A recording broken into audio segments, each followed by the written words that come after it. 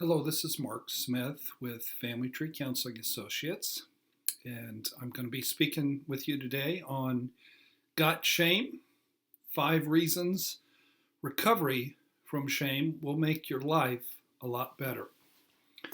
The first reason why being in recovery for your uh, shame issues is in relationships. Communication is a nightmare when shame is involved. What shame does is it causes you to hear things that were never said. Or if this was said, you hear this and you react to this. Shame can cause confusion and disconnection and just horrible communication patterns with couples. I had a couple come in this week where the wife was bringing up a not a big issue, and she shared it, I thought, appropriately and not meanly or reactively, but fairly pleasantly. And this fellow was just crushed. He took it 5 times harder than what his wife meant it. He was devastated. So that's what shame does, is it causes you to be overly sensitive and to hear things that really weren't said or meant. And it can just be cause a lot of defensiveness, a lot of reactivity, a lot of throwing rocks. And many times when you feel attacked, you attack back. They feel attacked because they indeed are being attacked, and they attack you back, and you're off to the races. And that's one of the beauties of recovery from shame, is it really helps you to hear better. It helps you to step back, be objective, not take things so personally, and truly communicate what your feelings are, what your needs are, what your observations are. It's perfectly fine to critique your significant other. Your spouse should be your number one critic. They're going to have a better bird's eye view of your blind spots than you do or anybody else on the planet, including the therapist.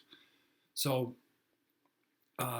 being able to take in critiquing from your significant other is really valuable information. But sometimes that valuable information gets distorted and overblown and turned into a monster when it really isn't. And that's one of the cool things about therapy. You have a third party observing and say, well, Joe, I didn't hear Mary say that at all. Mary said X, Y, and Z. That's exactly what Mary said. And he goes, really?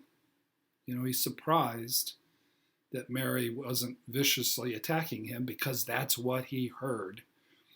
So reducing shame in a relationship, whether it's one person that has a lot of shame and defensiveness or two, is really a remarkable paradigm shift and help. And it can increase communication dramatically. Just having the insight can make all the difference in the world. The second reason why being in recovery for your shame issues will make your life better is you're going to get your feelings hurt a whole lot less. If you walk around with a lot of shame, you're going to be a bullseye for painful experiences. If a coworker criticizes you, it's going to hurt. If your boss criticizes you, it's really going to hurt. Um, I've got a fella I play basketball with, and he tends to be critical and a bit of a rager. Actually, played with him today, and due to my shame, I um, uh, I play poorly when I'm playing with him because he activates my shame. And I used to get real defensive with him, and I don't anymore. But I tend to just be real tentative, and I don't play aggressive, and I don't want to get yelled at, you know. So if you walk around with a whole bunch of unhealed shame, um, life can be very painful because we all experience negative feedback, you know, from the universe, from, you know, our friends, our family, our work situations.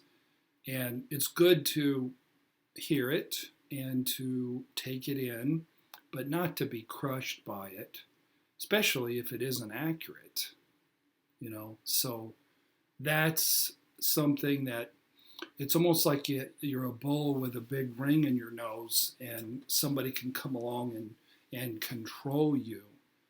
And you know, there's levels of shame recovery. I don't think you ever get 100% healed from your shame. But the wonderful thing about recovery from shame is you can heal shame. It does get better. Whereas with this fella I play ball with, I used to get reactive back at him, and now I don't. Uh, and So the next step is to play confidently and to not take in any of his shame. So recovery from shame really does work, and it helps you to be less reactive in your relationships across the board, whether they're at work or whether they're at home. The third area that it would behoove you to be in recovery for your shame issues is your self-esteem. You know, if you grow up with a lot of negative messages, those negative messages become internalized, and they become, you know, a big part of you. And they talk to you, and they can really grind you to dust. People can be brutal with themselves. So what shame recovery does is it lightens the darkness. It takes some of the negativity and makes room for forgiveness and graciousness and kindness to oneself. People that have a lot of dark, angry shame that they carry around, sort of like Pigpen in the Peanuts cartoons, they don't have a lot of hope. They don't have a lot of joy. They don't have big dreams. But when you get in recovery for your childhood issues, and one of the issues that's getting better is shame, it's really like the sun starts shining more, whether it is or outside or not. It is for you. You know, it gives you a lift. It gives you the ability to have big dreams. You know, you only live once in this life, and shame makes you little. It makes you small. And healing shame helps you to have passion and vision and joy and hope and big dreams that can contain all your talents and all your skills and all your hopes. And that's what I hope for you. And that's one of the really positive things that shame recovery does for people. The fourth thing that shame recovery does for you and helps make your life better is it virtually will eliminate depression. It will virtually eliminate negative thought spirals. Much of what gets diagnosed as clinical depression is not clinical depression. Much of it is people just aren't allowed to be sad. They aren't allowed to be human. They need just to lay on the bed with a box of tissues and have a big old snotty cry for an hour. Even men, men need to cry too. Men are people too, but that isn't depression. That's ungrieved emotions. And if you'll have a good cry, you will feel just cleansed out, and it will feel really good to cry things through. But another aspect of depression is how you think. If you think you have no future, if you think you're a bad person, if you think that you have all these horrible qualities and nobody would love you, you're going to be depressed. Those are depressing thoughts. But if you think you're lovable and that you have a bright future and that you have skills and that you have hope, you can't get depressed. You're busy moving on and moving up and making things happen in your life. You're not going to sit around and shrink and just numb out on addictions and not live. The beauty of recovery from shame is it really helps you to reach your full potential in your work life, in your love life, in your thought life. And it removes the dark cloud and brings in a lot of sunshine. It really does. The last area is an important area and overlooked. A really huge area for making your life better and reducing shame is for your kids. If you have small children,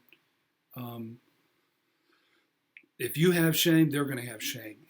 If you talk negatively and harshly to yourself, catch you on a bad day, you're going to talk negatively and badly to your children too. And that will become their digitized tape recorder in their head. And it'll become their voice, and they will have shame, and they will need to have addictions to numb out their shame. So I tell people, if you work on yourself and you get healthier, and your children leave home healthier than you did when you left home, you're a hero. You are a hero. There should be a ticker tape parade for you because you have altered history. Your kids should have been very, very, very dysfunctional, but they're just dysfunctional. That's pretty good. Now, I brought a prop here.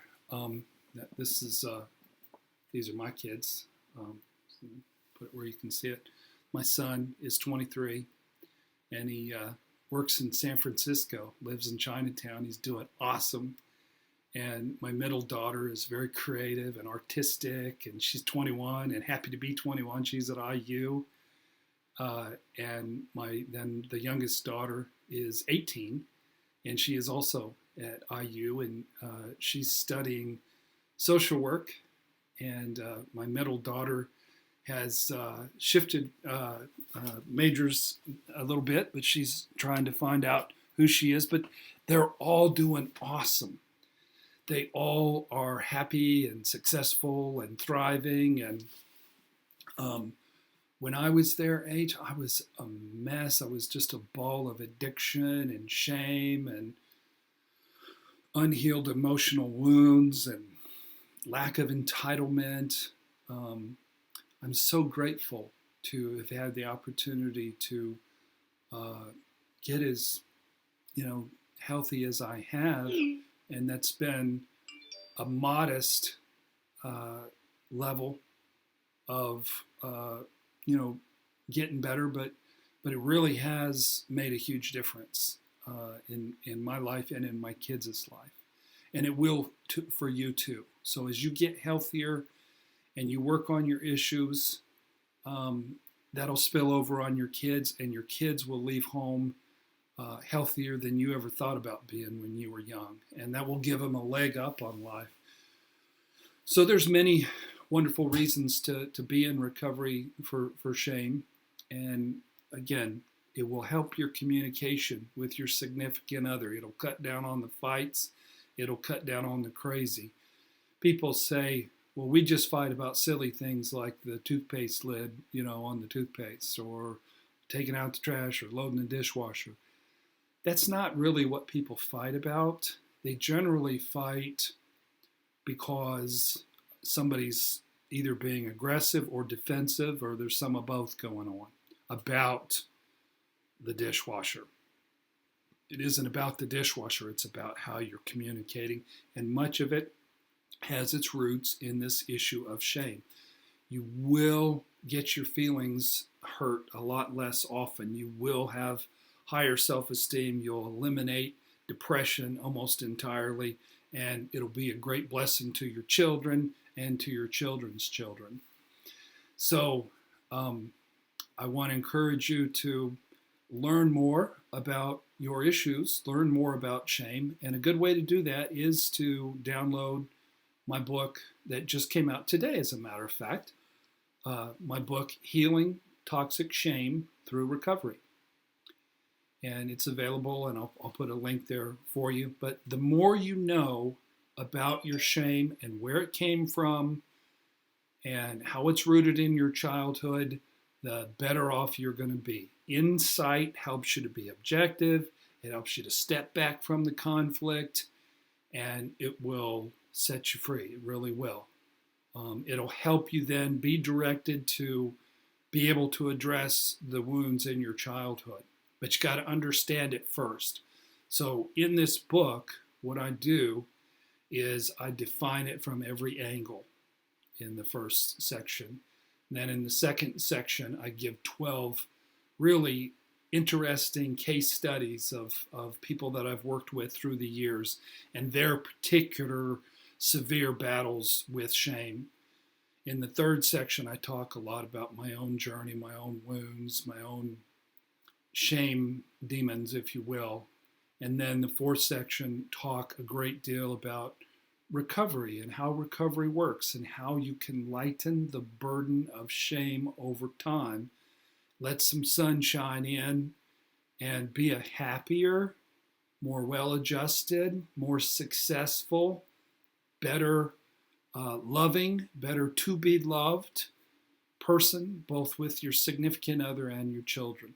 So download the book. It'll help you get a grip and really focus on these issues that can help you in various areas of your life. So join our Family Tree channel on YouTube if you haven't joined it yet. You can visit our website, familytreecounseling.com, and it has 5 other books that I have, including one on abandonment. But do go ahead and download the shame book and get busy working on your shame, because everybody's got it. Just about everybody. It's the common cold of issues. And the more you understand it, the more you can heal it. So thank you so much for watching today, and God bless you.